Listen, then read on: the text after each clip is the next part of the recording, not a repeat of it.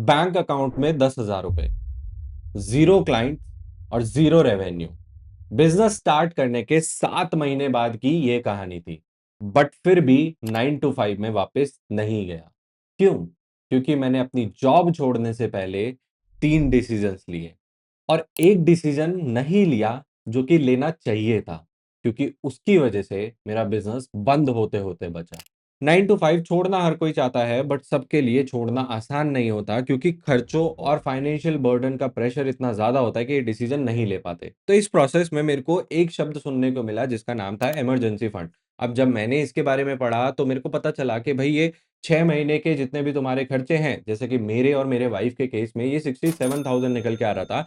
तो इस 6 महीने के खर्चे को उठा के या तो सेविंग्स अकाउंट में डाल दो या फिर इसकी एफडी करा लो। बट यही था सबसे बड़ा ट्रैप। ये ट्रैप था क्यों? क्योंकि इसमें सबसे पहले बात की गई 6 महीने के खर्चे के लिए। अब अगर तुम अपनी पर्सनल इमरजेंसीज के लिए सेव कर रहे हो तो शायद 3 महीने और 6 महीने का खर्चा सफिशियंट होगा। बट एक्चुअल में जब अपना बिजनेस बनाने के बारे में सोच रहे हो, जो कि एक अनसर्टेन चीज है, तो एटलीस्ट तुम्हें 12 महीने का कॉर्पस लगेगा। एंड इसमें एक और चीज मिसिंग थी, जो कि था तुम्हारे बिजनेस का बर्न रेट, यानी कि तुम्हारा बिजनेस कितना पैसा मांगने वाला है खुद को चलाए रखने के लिए। तो एडिशनली वो अमाउंट भी तुम्हें उठा के अलग रखना था, तो जो कि था मेरे केस में 30,000 रुपीज का। तो मुझे 67,000 6 महीने के नहीं बल्कि 97,000 12 महीने का कॉर्पस तैयार करके एक ऐसी इन्वेस्टमेंट में डालना था। रुको, इसको मैं बताऊंगा पिलर नंबर 2 में। अब पिलर नंबर 1 की बातें तो बहुत सारे लोग कर लेते हैं, क्रिएटर भी तुम्हें इसे कैलकुलेट करना बता देता है, बट एक ऐसा सवाल या एक ऐसा रीजन जो तुम्हारे बिजनेस को बंद भी करा सकता है वो कोई नहीं बताता, जिसके बारे में मैं अब बात करूंगा। पोर्टफोलियो को रीशफल करना। अक्सर जब भी हम जॉब करना स्टार्ट करते हैं तो अजम्पशन होती है कि इनकम आती रहेगी, एसआईपी चलती रहेगी, और एसआईपी को करना कहां पर है? लॉन्ग टर्म इन्वेस्टमेंट, जैसे कि large cap, mid cap, small cap, या फिर टैक्स बचाने के लिए ईएलएसएस। ये है प्योर इक्विटी की इन्वेस्टमेंट, जिसका गोल था कि उसे ज्यादा से ज्यादा पैसा बना के देना है।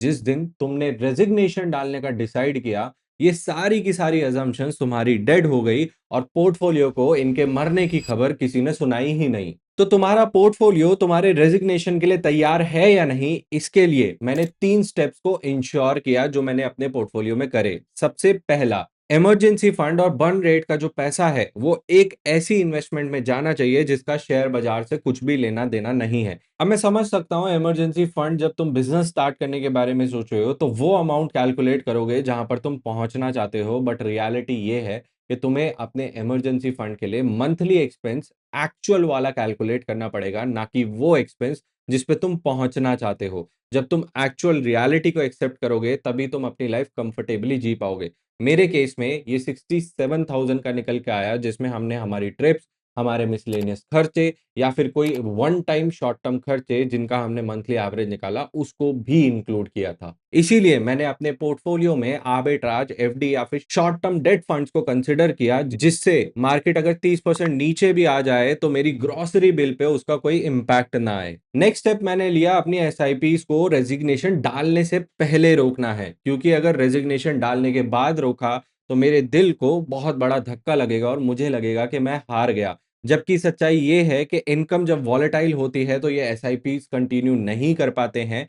एसआईपी से बेटर उस टाइम पे लमसम का ऑप्शन होता है कि अगर तुम्हारे पास इनकम आए भी तो तुम अपनी मर्जी से उठा के पैसा डाल सको, ना कि एसआईपी की तलवार के नीचे खड़े रहो। And last but not the least, एक ऐसा ऑडिट जो तुम्हें ये बताए कि तुम्हारा एक्चुअल पोर्टफोलियो है कितना। मैं समझ सकता हूं कि तुमने एनपीएस भी करा है, ईपीएफ भी करा है, पीपीएफ भी करा है, या फिर ईएलएसएस में भी पैसा डाला होगा, बट ये सारी की सारी इन्वेस्टमेंट लॉक्ड इन है और तुम्हारे पास इनका कोई एक्सेस नहीं है। तो तुम्हारे पोर्टफोलियो की एक्चुअल लिक्विड वैल्यू वही होगी जो तुम आज के आज रिडीम कर सकते हो, एंड बिना कोई एग्जिट लोड पे करे। तो एक्चुअल में उस टाइम पे मेरा पोर्टफोलियो जो था वो सिर्फ 30% ही लिक्विड था और बाकी सारा का सारा पैसा 60% किसी ना किसी तरीके के लॉक इन या एग्जिट लोड में फंसा हुआ था। तो मैंने सिर्फ लास्ट के 30% पोर्टफोलियो को उठा के ही एक्चुअल में अपनी फाइनेंशियल प्लानिंग करी। Now I will be honest with you. जब आप इक्विटी के पोर्टफोलियो को बेचते हो तो जो आपका सपना था कि मैं ज्यादा से ज्यादा रिटर्न बनाऊंगा, वो टूटता हुआ दिखता है। एंड उसको बेचने के बाद जब आप लिक्विड फंड्स या फिर एफडी या फिर आर्बिट्राज जैसे फंड में डालते हो तो आपको ऐसा लगता है कि मेरा रिटर्न मिस हो जाएगा। मेरे केस में हुआ भी ऐसा ही कुछ। जैसे ही मैंने बेचा, मार्केट वहाँ से ऊपर गया और मुझे लगा मैंने लॉस कर लिया। बट रियलिटी ये थी कि मैंने किसी और की कंपनी की इक्विटी को बेच के उस पैसे को अपनी इक्विटी में डाला, अपनी लाइफ को फंड किया, अपने बिज़नेस को फंड किया। तो मैंने किसी और की कंपनी में से पैसा निकाल के अपने ड्रीम, अपनी कंपनी को बिल्ड किया। ये है actual win. Now the most boring part, and इसको तो मैंने ऑलमोस्ट स्किप ही कर दिया था। क्यों? क्योंकि मुझे ऐसा लगा कि मेरी लाइफ में ऑलरेडी इतनी सारी चीज़ें वॉलेटाइल हैं, मुझे बिज़नेस करना है, जॉब छोड़नी है, तो ये वाला पोर्शन तो मैं लास्ट में जाके उठाऊँगा जब चीज़ें सेटल हो जाएँगी। बट इसकी वजह से मेरी लाइफ में सबसे बड़ी कॉस्ट आने वाली थी, अगर मैं इसको कंप्लीट नहीं करता तो। जब मैंने अपना नोटिस पीरियड कंप्लीट किया तो उसके चौथे ही महीने में मेरी वाइफ को मुझे हॉस्पिटलाइज़ कराना पड़ा और उसके 3 दिन के एडमिट होने का खर्चा 1,25,000 रुपए था। बट उस कॉस्ट में से मैंने सिर्फ़ 3,000 रुपए ही पे करे। ऐसा इसलिए नहीं क्योंकि मेरे पास कॉर्पोरेट का इंश्योरेंस था, क्योंकि वो तो मेरी जॉब छोड़ते ही खत्म हो गया था और मेरी फैमिली को उसने सिक्योर करना बंद कर दिया था। बल्कि इसलिए कि मैंने जब रेज़िग्नेशन डाला उससे पहले ही अपने लिए मेडिकल इंश्योरेंस और टर्म इंश्योरेंस दोनों चीजों को इंश्योर किया। ऐसा मैंने रेजिग्नेशन डालने से पहले क्यों किया? क्योंकि मेरे पास इनकम प्रूफ था, मेरे पास अप्रूवल लेने के लिए एक स्टेडी जॉब थी जो कि एक अच्छी कंपनी में थी, एंड तीसरा मेरी फैमिली के अंदर जो प्री एग्जिस्टिंग डिजीजेस थी वो जल्दी से जल्दी कवर हो जाए, वेट पीरियड ओवर हो जाए। इस रीजन की वजह से मैंने रेजिग्नेशन से पहले अपने लिए इंश्योरेंस लेना सही समझा। एंड फाइनली इसने मुझे उस खर्चे से बचाया जो शायद मैं प्लान भी नहीं कर रहा था या फिर मैं डिले करने के बारे में सोच रहा था और मेरे को सीधा 1 लाख रुपए का झटका पड़ता। एंड बात सिर्फ इतनी सी नहीं है, बल्कि ये भी है कि जब तुम जॉब पे रहते रहते इन इंश्योरेंसेस को ले लेते हो तो 1 साल के प्रीमियम तुम्हारी इनकम के साथ ही कवर हो जाते हैं। तुम्हें उस चीज का प्रेशर जॉब छोड़ने के बाद नहीं लेना पड़ता, क्योंकि जब तुम जॉब छोड़ने के बाद इंश्योरेंस प्रीमियम चेक करोगे तो वो तुम्हें कॉस्ट ज्यादा लगेगा, सेफ्टी कम। अब तुम्हें वीडियो की स्टार्टिंग में याद होगा मैंने तुम्हें चौथा डिसीजन भी बताया था जिसकी वजह से शायद मुझे मेरा बिजनेस बंद करना पड़ता। जनरली लोगों को लगता है कि रनवे एक नंबर है, जैसे कि 12 या 18 महीने का बिजनेस एक्सपेंस, जबकि एक्चुअल में ये एक डेट है। आओ बताता हूँ कैसे।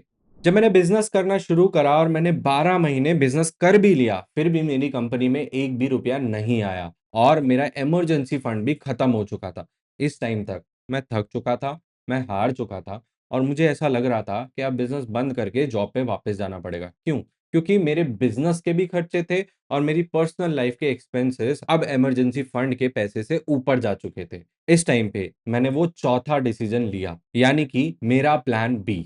मेरा प्लान बी ये था कि मुझे बिजनेस के बर्न रेट को मेंटेन करने के लिए एक फ्रीलांस की जॉब उठानी पड़ेगी जिसमें मैंने रिसर्च आर्टिकल लिखने शुरू करे ताकि मेरा बिजनेस सस्टेन कर सके। एंड मेरी वाइफ ने एक एक्स्ट्रा प्रोजेक्ट उठाया जिससे हमारे घर के खर्चे मेंटेन हो सके। बट ये कोई आइडियल प्लान भी नहीं था। ये हमने डेस्परेशन में बनाया, ये हमने तब बनाया जब बिजनेस बंद होने की कगार पे आ गया था। सही सिचुएशन ये थी कि जब मैं जॉब छोड़ने वाला था उसी टाइम पे मुझे एक डेट डिसाइड करनी थी कि अगर इस डेट तक भी मेरी कंपनी में पैसा नहीं आता है तो या तो हम अपना बिजनेस मॉडल चेंज करेंगे या फिर किसी और सोर्स से जो कि डेस्परेशन में ना डिसाइड होकर इनकम लाके अपने बिजनेस और अपने एक्सपेंसेस को सस्टेन करेंगे।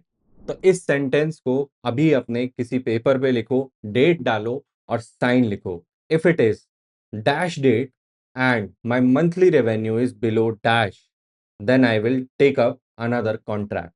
जब तुम ये डिटर्मिनेशन के साथ अपने बिजनेस को स्टार्ट करते हो, ये लिखो, डेट डालो, साइन करो।